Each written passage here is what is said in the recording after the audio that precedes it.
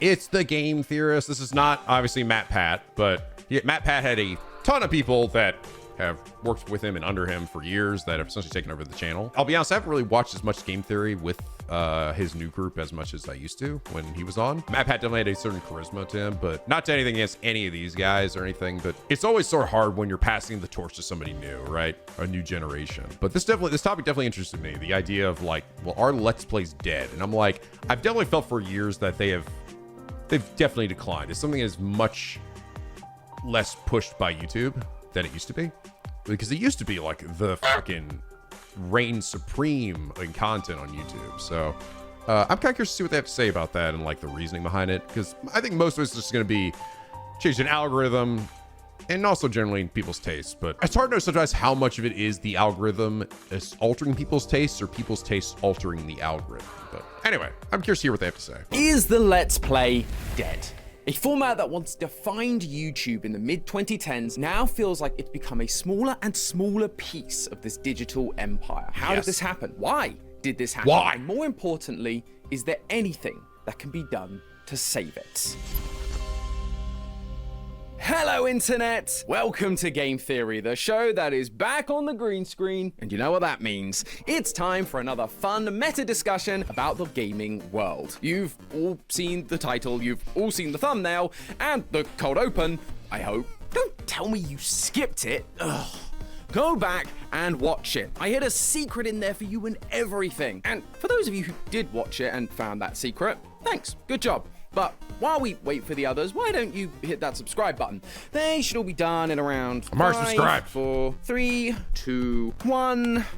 Welcome back. Now, where was I? Oh yeah, this video's main topic is the Let's Play dead? It may seem like a strange question to ask. In its simplest form, a Let's Play is someone recording themselves playing a game and also recording either their voice or their face so that the audience can get their reactions, as well as capturing silly moments. What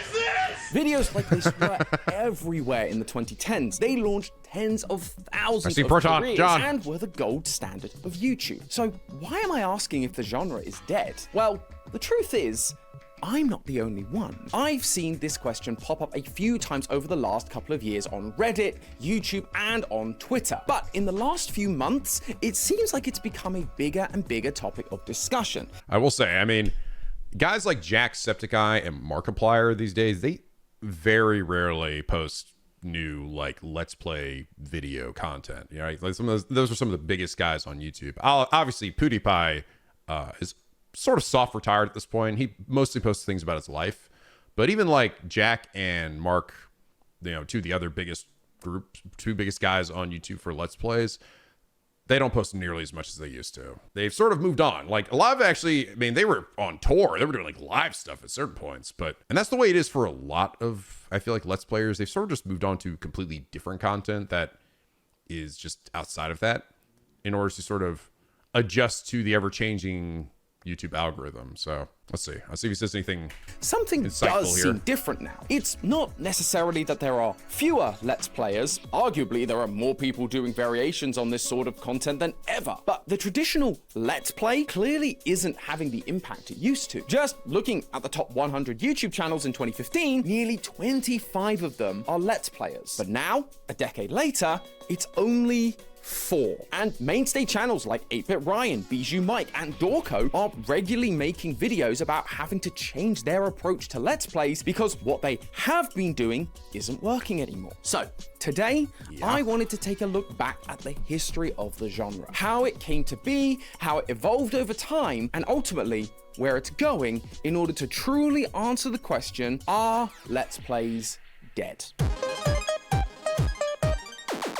The foundation of the Let's Play actually begins well before Let's Plays are even a thing. Gaming, nearly at its very conception, was designed to be played with people. You could go to the arcade and either watch someone beat the high score or play with someone else. You could go round to your friend's house and play couch co-op or go for a LAN party. Even one of the earliest games, Pong, was a 2-player game. Gaming was designed as an inherently social activity. activity. Some of my fondest memories are playing games like Crash Bash with my brother on Saturday mornings before my mom and dad Crash woke Bash, up. the But what greatest would you party do game ever if made. you didn't have people physically around you and you wanted to share your experiences with other people who also enjoyed that particular game? You took to this brand new thing called the internet and the exciting new world of online forums, specifically a website known as Something Awful. You know, the interesting thing was, I remember back, there was like a point even before I was really in watching stuff on YouTube where I sort of felt like this, and I think a lot of people felt this, where we were kind of like, what's the point of watching somebody else play a game? Like when you just want to play the game yourself. And that's before you realize why people do it, right? Is the reason why Let's Plays became popular, it wasn't just the game people were there for. Eventually people stuck around. The reason that they might come for the game, but the reason they would eventually end up sticking around was because of the person that was playing the game, right? It wasn't just, oh, I'm seeing this for the first time. This is interesting, unique, and cool. Maybe it's a game I never was going to play myself. Eventually it's like, oh, I can't wait for this guy who I've now become very invested in to see them get to a certain point in a game that I already know really well.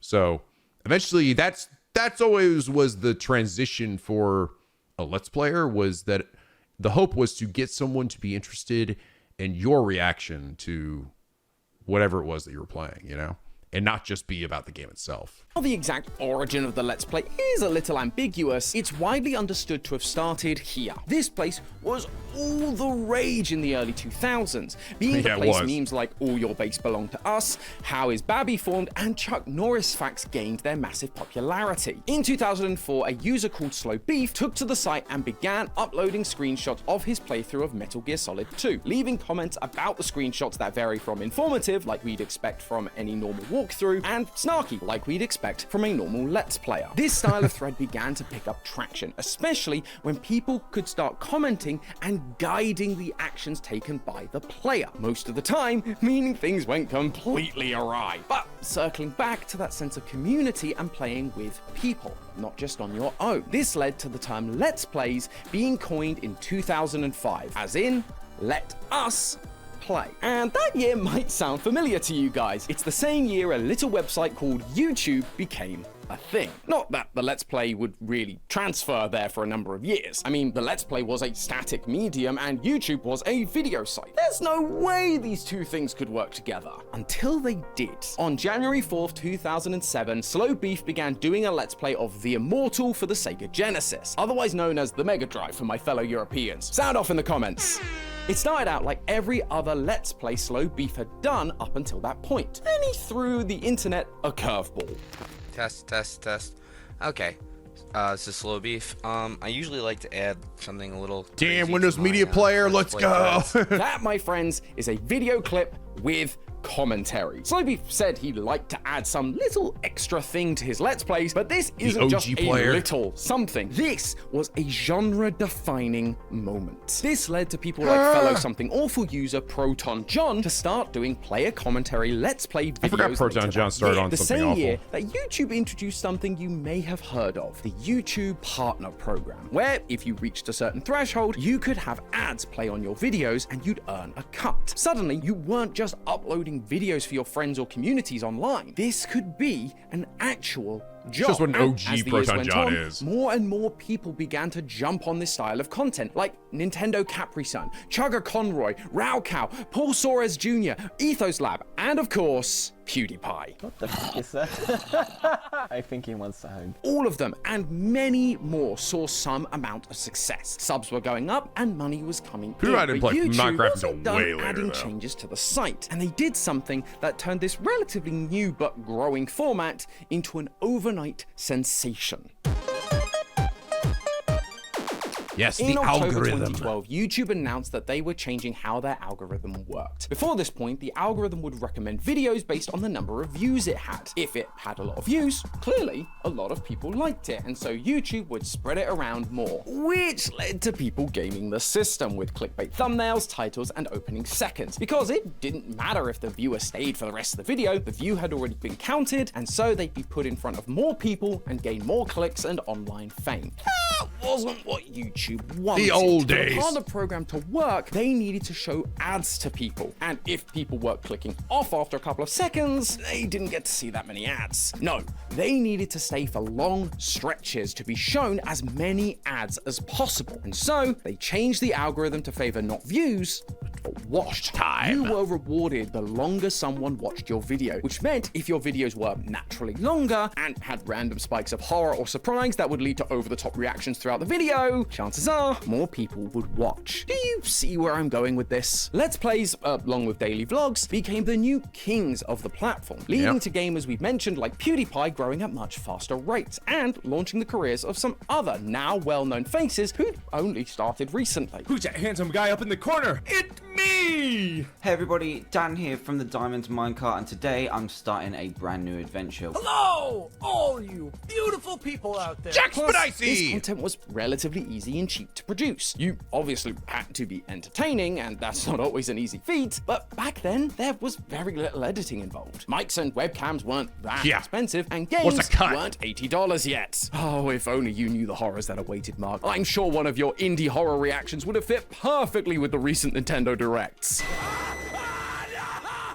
But you don't have to look like Mark over here, afraid of all the high prices. Instead, you can rest easy knowing you're saving money without having to lift a finger, thanks to our partner, Chime. Chime is the #1 most, which is 8 times higher than. I do like that they have this thing built into YouTube. It's sort of like the text when the ad ends. How this change in the algorithm helped Let's Players to grow. Thanks to the low cost of production, it meant you could very easily pump out daily, sometimes even twice daily videos. This time was also the rise of indie horror games, namely Amnesia, Slender Man, and Five Nights at Freddy's. Games that were hard to beat, had loads of replay value, and were full of jump scares, giving us some of the most entertaining reactions to watch from the comfort of our own beds. Oh god damn it.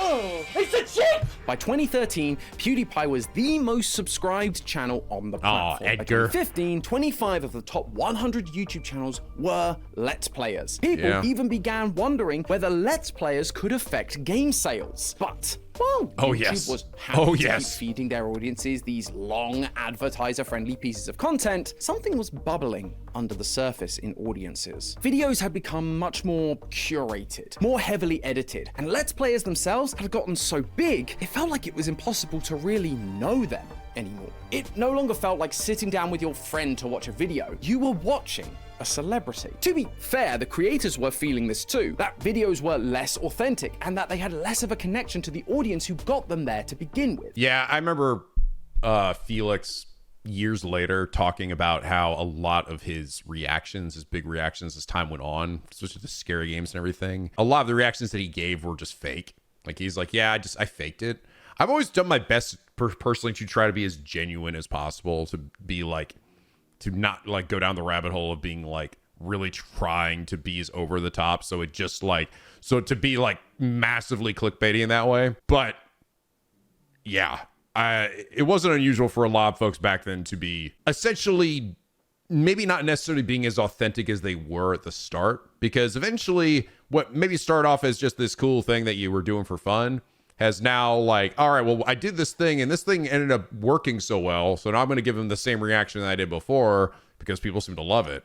And I remember he came out and said like, yeah, I basically just pretended after a certain point. And that desire became an opportunity for the classic Let's Play to evolve and for a competitor to swoop in. Poggers! Now, Twitch had been around for a bit at this point. It was founded in 2011 as Justin TV, if any of you remember that. It offered a different yet weirdly familiar kind of experience. It removed the need for things like editing and thumbnails. You could just turn on a camera, boot up a game, and play. Obviously, this was a huge cost save for creators, but it also brought back that old school feel of early YouTube. Just longer. And for audiences, they were now able to get even more time with their favorite creators, rather than just a 10 to 30 minute video a couple of times a week. Now they could sit with them for literal hours and watch them react to stuff in real time. Just like we're doing right now. Much more authentic. And the cherry on top, there was a live chat function. Rather than just commenting on a video and hoping that maybe the creator would see it and reply or respond in a video, now you could interact with them directly. You could help them with a part of the game they were struggling with, or you could just talk to other people. Are you fucking blind? Kind of like the old school forum days, and much like the days of sitting with your friends on the couch and playing games together. The problem was, in 2014, Twitch introduced a new video management system that would remove your VODs after 14 days, 60 if you were a partner. So, what did all those streamers do? They began uploading their VODs to YouTube, flooding the market with this new kind of Let's Play. You can see from this graph here that searches for Let's Plays begin to fall around this time, and searches for live streams begin to go up. Between 2014 and 2015, Twitch's unique viewers increased from 55 million to 100 million. And so YouTube obviously took note, releasing its own gaming live streaming platform, YouTube Gaming, in 2015. Yes. Again, this causes Let's Plays to drop down in popularity. But as you can see here in June of 2016, there is a moment that the two searches cross. They become one. Live stream overtakes Let's Plays. Why? Because this is when Twitch introduced cheering, where users could donate to creators in the form of bits. So rather than subscribing to a streamer for $5, you could now donate a single bit worth 1 cent, making it much more affordable for younger audiences to support creators. I gave you like. $1. And it was a great way for a smaller creator to earn extra income alongside YouTube ad revenue that they were usually getting. Since then, live stream as a term has continued to rise, while Let's Plays have continued to go down. And this is sort of one of the reasons why at this point, I generally don't even put the word Let's Play in my title anymore, because it just isn't really do anything. All it does is actually fill up the space of already a limited amount of space you have. Where before, like, that used to be valuable. Like, that used to be like, people looked that stuff up. That is not really the case anymore. I put Let's Play at the start of my playlists for games, but not actually for, like, the titles anymore, you know? It's like, that's what I mean. Like, things had to change, man. Like, things that worked before will just eventually stop working. And a lot of it's just the fact that the times change. Interestingly enough, at the same time, searches for gameplay also went down, while reaction went up. Reaction, further implying that what big people up. were really after were creators and their reactions, like the good old days of horror Let's Plays, rather than actual gameplay. Obviously, there's a discussion we could have about correlation versus causation, but I thought it was interesting to point out. But YouTube wasn't done sabotaging their golden goose, accidentally or not. There was one more big change around the same time that would lead us to the question we're asking today. TV. In 2015, YouTube was the top video streaming app at the time, competing with the likes of Netflix, Hulu, and ESPN. But that was just the mobile market. Where services like Netflix really shone was in TV viewership. Their high-quality shows and zero ads was a huge appeal to the more traditional media audience. YouTube wanted a piece of that pie, and so since 2015, they've been trying to do just that. They launched YouTube Red, which we now know as YouTube Premium. This gave which got rebranded entirely. audiences an ad-free experience, plus access to exclusive, high-quality television-level content made by the creators you all know and love. Which also didn't last long. They introduced YouTube TV in 2017, a streaming service offering cable channels. And if you've been at a VidCon at any point in the last 5 years, you'll know that YouTube has been pushing creators more and more into making content designed for TVs. Make sure your videos are in 4K, create series, have your videos planned months in advance, just like they do in TV land, and of course, make your videos even longer. If you've been wondering why 18-hour Let's Plays, let's fucking go. there's been a rise in crazy long video essays over the last 5 years, this is why. It's also why we saw the meteoric rise of channels like MrBeast, who were producing hyper-edited, high-production value videos to the point where legitimate TV studios were giving him actual TV shows, which basically just looked like his normal videos, but bigger. This is the type of content YouTube wants. And so, just like they did back in 2012, they changed the algorithm to favor these channels, what most surveys define as YouTube's entertainment genre. But what did that mean for Let's Plays? They've also gotten longer over the years. You can What? That was Maximilian jump scare. Whoa, what? But what did that mean for Let's Plays? They've I'll just show that to Max later. Wow, it's both of his. I actually, I made this thumbnail. I actually, so the artwork was done by somebody else, but I took the thumbnail. I think I took the back. Did I do the background? I don't remember. I don't remember if I did the background or not, but I was the one that wrote this. What the fuck? Jorge did this thumbnail. Funny. Gotten longer over the years. You can record them all now in full 4K. Longer games mean more episodes of a That was unexpected. series, and a lot of them have become hyper edited with the rise of TikTok and Roblox. So surely this is a huge benefit to them, right? Sadly, that doesn't appear to be the case. While yes, on a technical level, Let's Plays do There he is tick again. all of those boxes, it lacks the one thing that the entertainment genre has: its appeal to mainstream audiences. Again, people like MrBeast are making shows that regular audiences want to watch. They're reality shows with a YouTube twist. But even Right. if it's in 4K and well edited, it's much harder to convince the normies to watch someone sit at their computer and scream at gameplay. Don't get me wrong, I love Let's Plays. Besides this channel, I'm they not were one some of them. the first ones I ever subscribed says. to. But it's hard to deny that Let's Plays just don't meet the threshold for what normal audiences and therefore YouTube Fuck those consider normal to be people. high production value. There's not multiple cameras. There's no characters or story arcs for the people on screen. It sadly just falls into the same old trope that YouTube is just kids in their bedroom with a camera. So he's sort of right? Like, I understand what he's saying here. The real genuine truth, though, is that it's not so much that, okay, so YouTube is like, right, has become more about like highly edited, focused content, right? Video essays are definitely much more on the rise. One-off content, reaction content. That's the stuff that generally brings in the most people, right? Don't get me wrong, you still post like a playthrough, especially playthroughs of like old classic games and stuff that will get people curious because people like to see someone react to something that was maybe a big part of their childhood for the first time. But the real truth is, though, is this same mentality of playing through games really has just moved to the streaming format, right? That's where a lot of things like Let's Plays and playthroughs now reside, is on Twitch or YouTube streaming. That's kind of the thing. Like, now you don't necessarily just record something ahead of time and upload to YouTube. You stream it and then take that VOD and upload that to YouTube, or just cut out the specific playthrough and upload it there. So I've sort of been a weirdo in that regard, where I will still upload things from my streams, right? Obviously.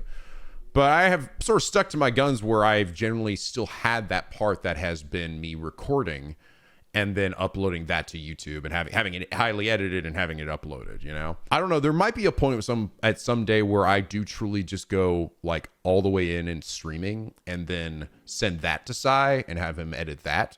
But I haven't gotten to that point yet, because there's a part of me that sort of likes the idea of there being like something that people just didn't see already, right? Because if I were to do that, that would essentially lead to people who were there for the stream know exactly what they saw, right? When I upload to YouTube now, no one knows what that content is until it's there. So, and it also allows me to do some edits and things more coordinated than I necessarily could just live on the fly, you know? It's a lot easier for Sai to work with some goofy shit than if I were to do that in a live setting where I just like act something out, but nothing's happening, you know? Not saying it couldn't work, but I would have to definitely change my mindset. Not to mention on the streaming format as well, you can't just ignore your audience, right? You have to be able to like talk with people, and that would then be bled into the Let's Plays. So that's the other reason I've sort of been like, do I want that there for like my regular Let's Plays of me like communicating with people on the side? Again, it's not necessarily a bad thing. It just leads to a different experience, right? Because now I really am not just reading comments and doing comments of the day, which is like, I still like people feeling like they're with me, right? But when people are actually there in the game with you at the time for big moments, it just leads to a different kind of experience where spoilers are definitely much more likely to happen, and you are much more likely to be guided to spots than maybe you would have if you had that just to yourself, you know? So again, not a bad thing, but it's why I haven't fully committed to an idea or to doing something like that, at least myself, but maybe someday.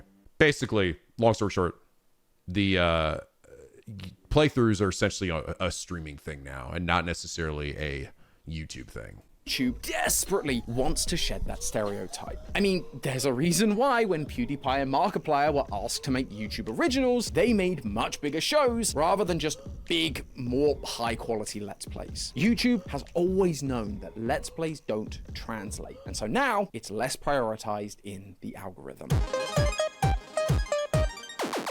So, that's the history of the Let's Play. And so, it's time to answer the question that kicked all of this off. Is the Let's Play dead? Yes, fuck you. And then he just ends the video.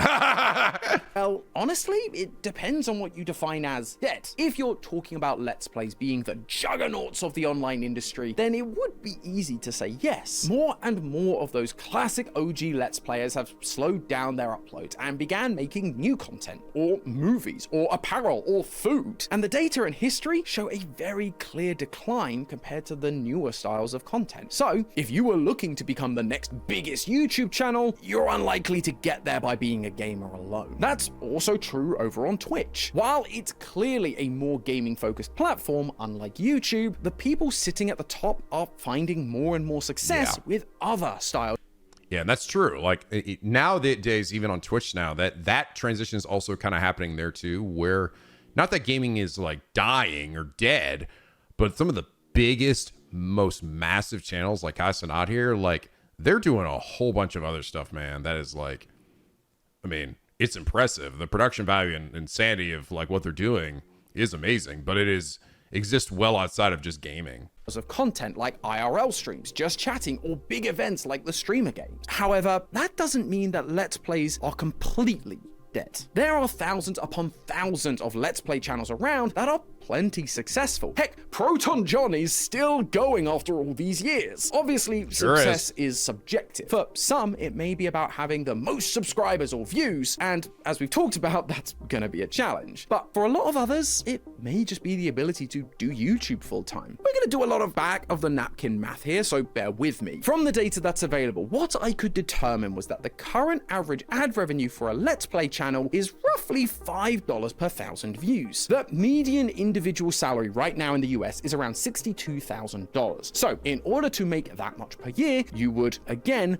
roughly need just over 1 million views a month. Now that isn't a small amount of views, but the point is that if you're getting that amount of views per month, it doesn't put you in the top 100 channels. You'd likely be somewhere in the top 2,000 to 3,000 channels. And that doesn't include the fact that some people could survive on less. Some videos have higher revenue than others, and there's other revenue streams like brand deals, memberships, or merch, like our brand new Theoryware, which you can get at theoryverse.store. Which means you may even be in the top 4,000 to 5,000 channel range. Of course, subscriber numbers don't directly translate to revenue, but it gives you a rough idea and goes to show that while being a Let's Player might not make you an overnight sensation anymore, they are definitely still around, and I would consider them successful. Yes, that's the thing too, is that not to say that it doesn't matter, because it does. Subscriber rate is important, and you do want to continue to grow, right? You don't necessarily want to stagnate or to shrink down, but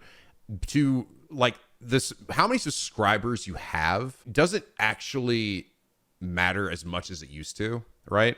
Especially with now there's just being so many creators, right?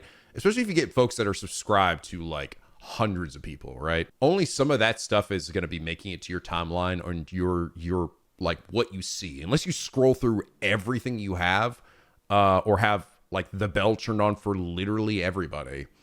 You're not going to see literally every one of those people that you're subscribed to all the time. So that's sort of why like people could be subscribed to somebody and forget that they even exist. They forget they even subscribe to them. They just haven't watched a video from them forever. So like that is like the dead subscriber. So it's actually more just like, are you getting regularly watched, right? Do you have people who do come and watch you even if they're not subscribed, right? The views and the watch time are the things that actually matter, and the people who like return to even check you out. That's really the thing that kind of matters the most in terms of actually performing well on YouTube these days. This is what you make of it after all. Finding your key push. What is it that you bring to the table? And if you stay true to that, success, money, all of that will follow. If you put money and success first, you'll either burn out or people will begin to see through it and slowly fall off. The medium's not dead, it's just different. now. It's more like a semi-reliable office job rather than becoming a Hollywood superstar. Although that doesn't mean things have to stay that way. Just like Let's Plays have evolved from screenshots on a chat board to videos with audio to face cams to live streams, if we do want Let's Plays back on top, it's gonna take another evolution within the genre. If the industry is leaning into We got to make these video games in real life, and now I'm Let's Playing real life, bro. No fucking way. Got life is a video game. I'm controlling. Someone's got a controller. The chat is controlling me in my regular everyday life. I was like, all right, guys, here we go. I have inserted the little like things to control my brain. You guys will control me. All right. Oh, here we go. Oh. Like fucking knocking shit over. Oh, wow. This is so immersive. This is great. I'm fucking running through a glass door. television quality programming with videos that appeal What to could go wrong? audiences, then Let's Plays need to adapt to suit that. We're already seeing some sense of this with videos like the Minecraft Civilization series. Let's Plays with characters, storylines, cinematic camera angles. But clearly, we need to go further. How exactly we do that, I'm not sure. But I do know that this kind of innovation can't just be all about the data. It has to be driven by the thing that made all of these channels blow up in the first place. Passion. Doing what you love. Maybe one of you watching has that drive and is able to take the things I've talked about today and apply it to your brand new Let's Play channel. I want to take here we go. I took out game theory. I've copied everything that they've done and I put it in my sorry, that graphic sort of how I interpret that is like, oh my god, you're right. I'm just gonna take what game theory does and do that too. Evolving the genre and breaking into the mainstream market that YouTube is so desperately Just gotta pushing copy the towards. All big I guys. ask is that if you do manage to achieve that, when you're up there accepting your Emmy award, just give me a little shout out. You figured out the solution, but this is where you got the theory. A game theory! Thanks for watching. World premiere on Game Theory. That was pretty good. It didn't really tell me too much that I didn't already know, but you know, it was nice sort of breaking it down a bit. It was interesting, but yeah, it's essentially, I mean, the long and the short of it is just simply that the algorithm and what people are looking for has changed. Again, I think he did say in the middle of this video, and I think the more interesting question of like the causation of like, did what people are looking for truly change, or was it just simply the fact that what these algorithms pushed changed, right? That's the sort of like, I think it's probably a little bit of both, to be fair, right? Is the idea of like, well, this is what people are looking for more, or this seems to be skewing a bit in this direction, right? Like, because everything changes eventually, right? That is the point. Nothing can just stay the same forever without stagnating. You gotta be able to update. You gotta be able to be malleable in this industry. You have to change things. You have to change your styles. You have to change titles. That's why, like, you know, some of my videos and some people are like, why is there no number? Why is it this thing? It's like, you gotta be willing to experiment, right? You gotta be willing to take chances in those moments to adjust your content to fit what is going on. Because if you just try to do the same thing that you did since day one, it's just, people just generally lose interest. Everything is essentially a ever-moving, ever-changing, ever-cycling system, right? That is essentially going to, like, you have to change with it, and not necessarily just work against it because this is what's always worked. What always works is not going to stay that way, right? So that's always been the thing that's like, can be scary for people, right? The idea of trend chasing isn't necessarily like the greatest feeling in the world, because you just kind of like, hey, I just kind of want to do my thing. But it is something you have to consider, especially with just the fact that both YouTube and Twitch, right, have just gotten so much bigger than they ever were, right? There's so many more creators and streamers than there ever have been, right?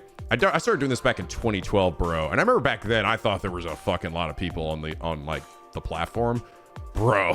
There is like probably 1,000 times more fucking people on here. Like, getting 1 million subscribers used to be like a wow, you did, that's crazy. Now there's like thousands of million sub channels. It's like, it's crazy. So, but that is sort of the name of the game, right? That is what you're signing up for when you're trying to be a creator on any of these platforms is you have to be willing to adjust what you do, right? So hence why I'm doing more of these discussion videos, is pretty much because that is the thing that is generally what people like to see these days. So, and on the good news, on the bright side, right? Like I said before, I'm at least decently good at yapping. Just like those dumb trail chests.